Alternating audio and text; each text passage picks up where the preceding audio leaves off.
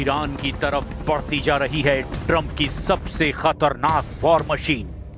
प्रशांत महासागर और हिंद महासागर की लहरों को काटते हुए अमेरिका का Abraham Lincoln carrier battle group Oman की खाड़ी के बहुत करीब है और इसके टारगेट पर है ईरान।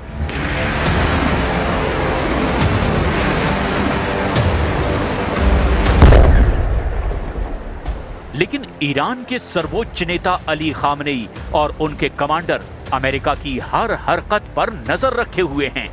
ईरान के वॉर रूम में ट्रंप के कैरियर की लोकेशन बार बार अपडेट की जा रही है और यही वजह है कि ईरान ने अब अमेरिका के कैरियर को खत्म करने की कसम खा ली है, क्योंकि अली खामनेई की तरफ से ऑर्डर बिल्कुल क्लियर है। तेहरान के सबसे बड़े चौराहों में से एक मैदाने इनकलाब पर ये पोस्टर देखिए। पोस्टर ईरान की राजधानी में लगा है, लेकिन मैसेज अमेरिका के व्हाइट हाउस को दिया गया है। ये पोस्टर अमेरिका के झंडे की शक्ल में डिजाइन किया गया है। एक एयरक्राफ्ट कैरियर पर खड़े विमानों को तबाह हालत में दिखाया गया है और फिर इस एयरक्राफ्ट कैरियर की लहरों में लाल रंग बह रहा है, यानी अमेरिकी नौसेना का खून बह रहा है। पोस्टर पर फारसी और अंग्रेजी में लिखा है, जैसा बोओगे वैसा काटोगे। ईरान बता रहा है कि ट्रंप को ईरान पर हमला करने की गलती बहुत भारी पड़ेगी। अमेरिका का कैरियर बैटल ग्रुप ईरान को तबाह करने के लिए लाया जा रहा है। इसका इरादा डोनाल्ड ट्रंप बार बार जाहिर कर रहे हैं।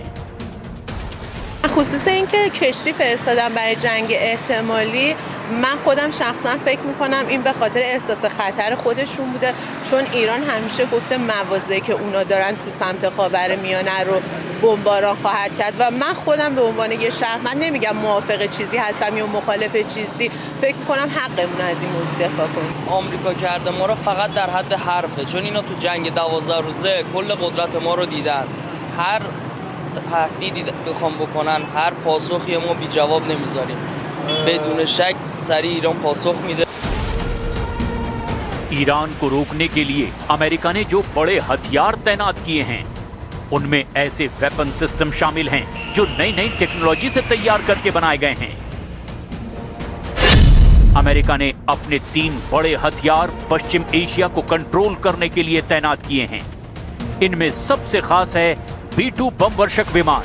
यह स्टेल्थ बम वर्षक ईरान पर हमले के इरादे से डियोगो गार्सिया से ऑपरेट कर रहा है। दूसरे नंबर पर है अमेरिका का आधुनिक मिसाइल डिफेंस सिस्टम थाड और पैट्रियट, जो खाड़ी में तैनात है और इसका मकसद है ईरान की मिसाइलों को रोकना। तीसरे नंबर पर है अमेरिका का एयरक्राफ्ट कैरियर अब्राहम लिंकन और उसका पूरा battle group. You know, we have a lot of ships going that direction, just in case. We have a big flotilla going in that direction, and we'll see what happens. A big force. We have a big force going toward Iran. I'd rather not see anything happen, but we're watching them very closely. Iran पर हमले के लिए America ने जो battle group तैनात किया है, उसमें क्या क्या है, अब उसे बहुत गौर से समझिए, क्योंकि ये दुनिया के सबसे आक्रामक ही नहीं बल्कि अमेरिका के लिए सबसे कमजोर कड़ी भी साबित हो सकता है। एक बैटल ग्रुप जिसमें एक बड़ा सुपर कैरियर होता है जो 1 लाख टन का डिस्प्लेसमेंट पैदा करता है। इसमें 90 लड़ाकू विमान और हेलीकॉप्टर तैनात रहते हैं। इसमें तिकोंदेरोगा क्लास का मिसाइल क्रूजर होता है। इसमें आर्लेक बर्फ क्लास की 3 से 4 मिसाइल डिस्ट्रॉयर होते हैं। ऐसे बेड़े के साथ रसद के लिए सप्लाई शिप भी रहते हैं। साथ में पानी के अंदर दुश्मन को रोकने के लिए एक परमाणु पनडुब्बी भी होती है। लेकिन ये बड़ी ताकत ट्रंप की बड़ी कमजोरी भी बन सकती है, क्योंकि ईरान के पास वो ताकत है जो अमेरिका की इस तबाही मशीन को राख में बदल सकती है। अगर ऐसा हुआ तो ट्रंप की कुर्सी तक हिल सकती है। ईरान बार बार बता रहा है कि वो खाड़ी में अमेरिकी अड्डों के अलावा उसकी नौसेना को भी टारगेट करेगा। هموطن خودمون و کشور خودمون رو به کشور بیگانه بفروشیم. حالا شاید ما یه سری مشکلات اقتصادی داشته باشیم و روزامون رو واقعا به سختی بگذرونیم، ولی هیچ وقت نمیایم کشور خودمون رو به کشور بیگانه بفروشیم. به واسطه موقعیت خاص و ویژه‌ای که جمهوری اسلامی ایران در منطقه داره و گلوگاه انرژی به نوعی انرژی جهان در دست جمهوری اسلامی ایران هست و علل خصوص موضوع تنگی هرمز و بحث انرژی، قطعاً دشمن حساب کتاب خواهد کرد و خواهد دید که دستاوردهایی که در نبرد احتمالی خواهد داشت با چیزهایی که از دست میده قابل قیاس نخواهد بود. من پیش بینیم این هست که فقط این شاخشونه کشیدن هست و جنگ اتفاق نخواهد افتاد. ट्रंप के कैरियर से पहला jet FA-18 super hornet take off करता है। दूसरा जेट भी हमले के लिए उड़ान भरता है। फिर हथियारों से लैस तीसरा जेट भी रफ्तार भरता है। चौथा जेट भी 300 फीट लंबे रनवे से उड़ान भरता है। पांचवा जेट भी इसी रफ्तार से आसमान की तरफ बढ़ता है। छठे जेट की स्पीड और भी तेज है। इसका टारगेट भी ईरान है। फिर करीब से 7वें सुपर हॉर्नेट का टेक ऑफ। 8वां जेट भी इसी अंदाज में ऑपरेशन शुरू करता है। 9वें और 10वें जेट का वीडियो सामने से रिकॉर्ड किया जाता है। ये समंदर में ऐसा ऑपरेशन है जिसमें अमेरिका को महारत हासिल है। ऐसे सुपर कैरियर्स के साथ वो वियतनाम से लेकर इराक और अफगानिस्तान के बाद अब ईरान को मिट्टी में मिलाने के लिए तैयार है। पर सवाल ये है कि क्या वो इसमें कामयाब होगा या फिर अमेरिका एक बड़े ट्रैप में फंस चुका है।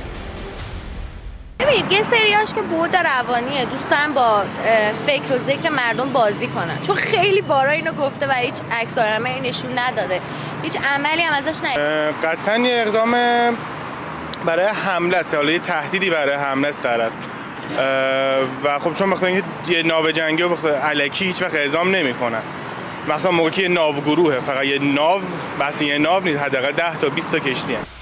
दिसंबर में ही युद्धाभ्यास करके ईरान ने बताया है कि उसकी मिसाइल पावर जवाबी हमले के लिए तैयार है।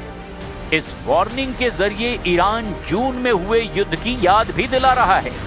ईरान के सर्वोच्च नेता अली खामनेई के जनरल दावा कर रहे हैं कि इस बार युद्ध हुआ तो नई तरह की मिसाइल से हमला होगा।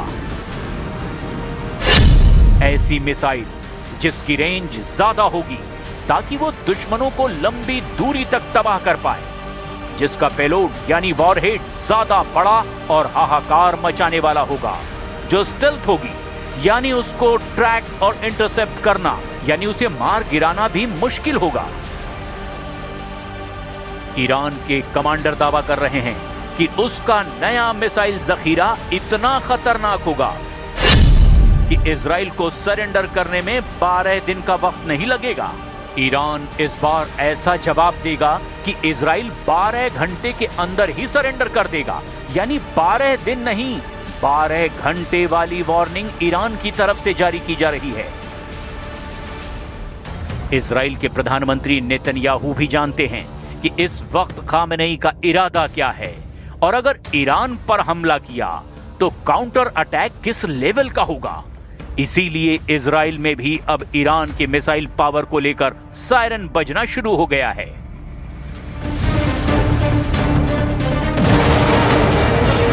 इजराइल की सेना ने ईरान की मिसाइल पावर को लेकर बहुत बड़ा दावा किया है। ये ऐसा दावा है जिसके बारे में पूरी दुनिया को अलर्ट कर रहा है इजराइल। इजरायली सेना के एक बड़े कमांडर ने इजरायली संसद को बताया कि ईरान ने जून में हुए युद्ध के बाद अपनी बैलिस्टिक मिसाइल का प्रोडक्शन बढ़ाना शुरू कर दिया है।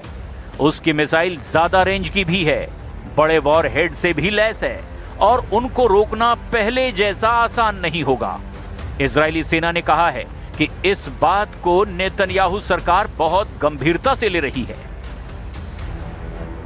इजराइल के साथ अमेरिकी बेड़े को डराने के लिए खामनेई की वार्निंग ऐसे वक्त में आई है जब ईरान की नौसेना ने फारस की खाड़ी में अपनी ताकत दिखाई है।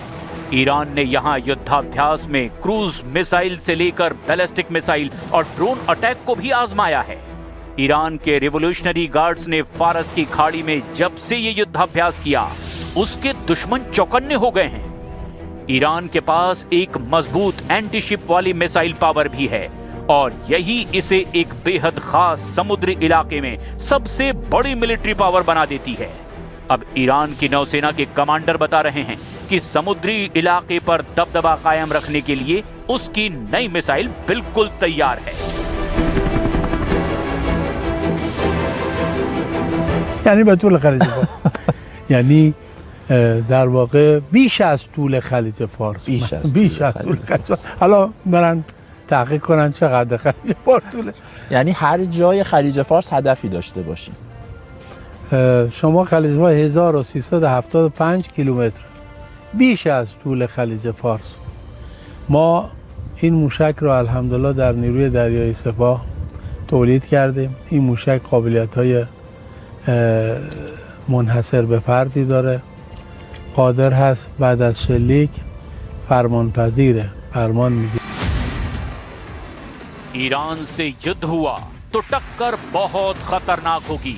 इस बात का एहसास तो नेतन्याहू और ट्रंप दोनों को है। वो ये बात भी बहुत अच्छी तरह से जानते हैं कि ईरान ने पलटवार किया तो पूरे पश्चिम एशिया में अमेरिकी अड्डे जलेंगे और इजराइल के शहर भी ईरान की मिसाइलों से बच नहीं पाएंगे।